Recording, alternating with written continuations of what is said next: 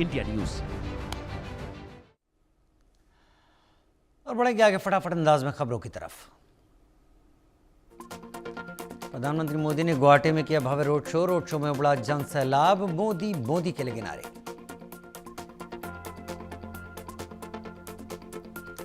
गुवाहाटी में पीएम ने भारत रत्न डॉक्टर भूपेन हजारिका को दी श्रद्धांजलि। उनकी प्रतिमा पर पुष्पांजलि अर्पित की।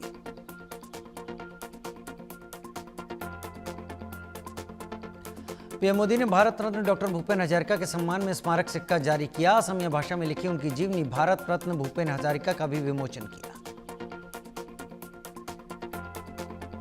गुवाहाटी में पीएम मोदी ने कहा, 8 सितंबर को भूपेन हजारिका का जन्मदिन बीता है। इस दिन मैंने भूपेन दा को समर्पित एक लेख में अपनी भावनाएं व्यक्त की थी। मेरा सौभाग्य है कि उनके जन्म शताब्दी वर्ष के इस आयोजन में शामिल होने का अवसर मिला। असम के गुवाहाटी में प्रधानमंत्री मोदी ने एक रैली की। कहा, असम ने हमेशा देश के स्वाभिमान को स्वर दिया है। यही स्वर हमें भूपेन दा के गीतों में भी सुनाई देता है।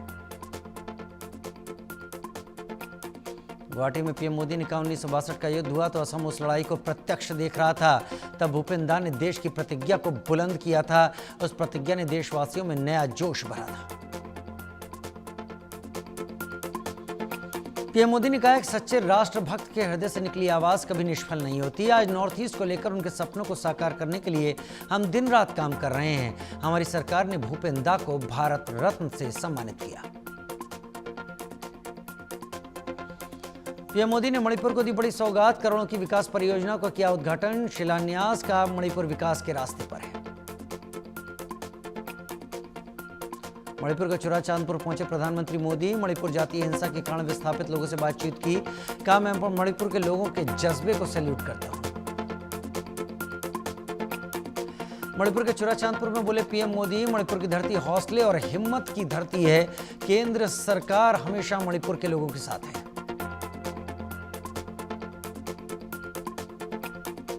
चुराचांदपुर के बाद इम्फाल में प्रधानमंत्री नरेंद्र मोदी की रैली। आजादी के बाद देश के पश्चिमी और दक्षिणी हिस्से के बड़े शहरों में विकास हुआ। सपने पले, नौजवानों को नए मौके मिले।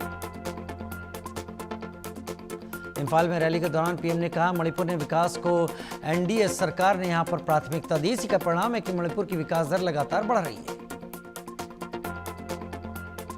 इम्फाल में रैली के दौरान पीएम ने कहा, 2014 से पहले मणिपुर की विकास दर 1% से भी कम थी। अब मणिपुर पहले से कई गुना तेजी से आगे बढ़ रहा है। प्रधानमंत्री ने मिजोरम के आइजोल में 9,000 करोड़ रुपए से अधिक की लागत वाली कई विकास परियोजनाओं का शिलान्यास और उद्घाटन किया। प्रधानमंत्री ने मिजोरम को पहली बार भारतीय रेल नेटवर्क से जोड़ने वाले बैराबी सैरांग नई रेल लाइन का उद्घाटन किया। प्रधानमंत्री ने मिजोरम में कहा, राष्ट्र के लिए, खासकर मिजोरम की जनता के लिए एक ऐतिहासिक दिन है। आज से आइजोल भारत के रेलवे मानचित्र पर जुड़ गया है।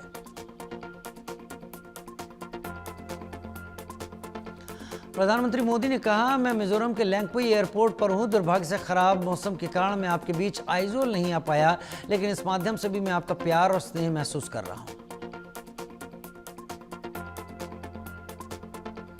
प्रधानमंत्री ने अपने संबोधन में कहा, लंबे समय से हमारे देश की कुछ राजनीतिक पार्टियां वोट बैंक की पॉलिटिक्स कर रही हैं, जिन्होंने मिजोरम को अनदेखा किया, लेकिन आज मिजोरम फ्रंट लाइन पर है।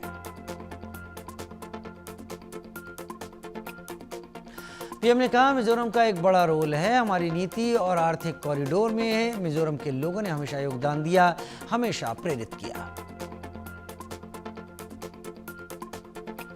प्रधानमंत्री 15 सितंबर को कोलकाता में कमांडर्स कॉन्फ्रेंस 2025 का उद्घाटन करेंगे। तकनीकी आधुनिकीकरण और ऑपरेशनल तैयारियों पर चर्चा होगी।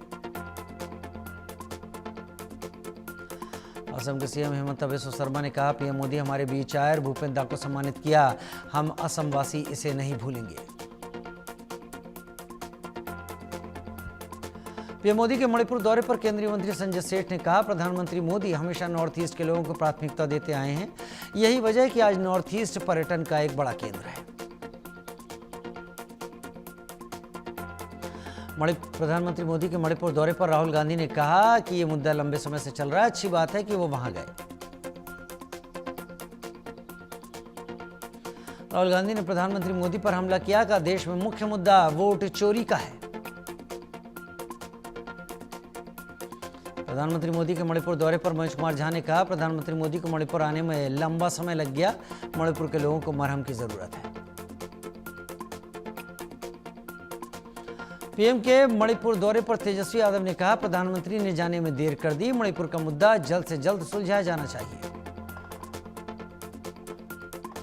16 से 20 सितंबर तक तेजस्वी की यात्रा, बिहार अधिकारी यात्रा निकालेंगे तेजस्वी, लोगों से करेंगे वोट की अपील।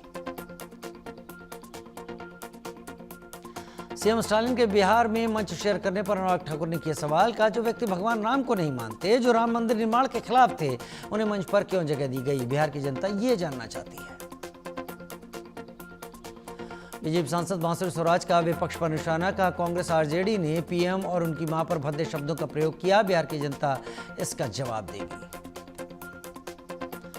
कांग्रेस के विवादित एआई जनरेटेड वीडियो पर बोले केंद्रीय मंत्री ललन सिंह, कांग्रेस पीएम मोदी की दिवंगत मां का भी अपमान कर रही है, जिनका राजनीति से कोई लेना देना नहीं। बिहार कांग्रेस के विवादित एआई जनरेटेड वीडियो पर रविशंकर प्रसाद ने कहा कि क्या कांग्रेस पार्टी का यही स्तर है? वे प्रधानमंत्री मोदी की स्वर्गीय माता जी का मीम बनाते हैं, राहुल को इसका जवाब देना चाहिए। बिहार कांग्रेस के विवादित एआई जनरेटेड वीडियो पर बीजेपी नेता तरुण चुग ने कहा, चुनावी राजनीति में सहमति और असहमति स्वीकार है, लेकिन दिवंगत माता जी का अपमान करना कांग्रेस की मानसिकता। केंद्रीय मंत्री गिरिराज सिंह ने बिहार कांग्रेस को घेरते हुए कहा, जो लोग इस तरह का काम कर रहे हैं वो फ्रॉड और चरित्रहीन हैं। बिहार कांग्रेस के वीडियो पर जेडीयू नेता विजय चौधरी का बड़ा बयान, इन लोगों के लिए ये आम बात हो गई है और ये सब इसलिए कर रहे हैं क्योंकि शायद विपक्षी दल को ज्यादा ही हताश है। बिहार कांग्रेस के सोशल मीडिया पोस्ट पर गृह राज्य मंत्री नित्यानंद राय ने कहा, पीएम मोदी और उनकी मां को फिर से अपमानित करने का काम किया गया। राहुल और तेजस्वी ने कसम खा ली है कि हम नहीं सुधरेंगे। केंद्रीय गृह राज्य मंत्री नित्यानंद राय ने कहा, देश की जनता ने इन्हें सुधार दिया, बिहार की जनता भी इन्हें सुधार चुकी थी, लेकिन तब ये नहीं सुधरे। बिहार की जनता 2025 में सूपड़ा साफ करेगी। बिहार कांग्रेस के एआई जनरेटेड वीडियो का कांग्रेस नेता पवन खेड़ा ने बचाव किया, नसीहत देना माता पिता का कर्तव्य होता है, छुई मुई बनकर राजनीति करना पीएम मोदी को आता है। 10 दिनों के वायनाड दौरे पर प्रियंका, कहा लोगों की समस्याओं को सुलझाने के लिए 10 दिन का मिशन लेकर आई हूं। भूपेश बघेल का छत्तीसगढ़ सरकार पर आरोप, सरकार धान खरीदना नहीं चाहती, कुछ दिनों में नया धान आ जाएगा, धान खरीदी इस बार प्रभावित होगी।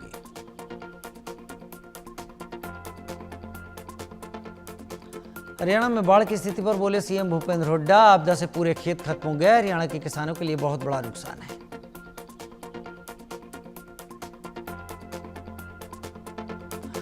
टीम इंडिया के पाकिस्तान के साथ बीसीसीआई मैच खेलने को लेकर आदित्य ठाकरे ने बीजेपी पर तंज कसा कि अगर असली बीजेपी सत्ता में होती तो ऐसा नहीं होता।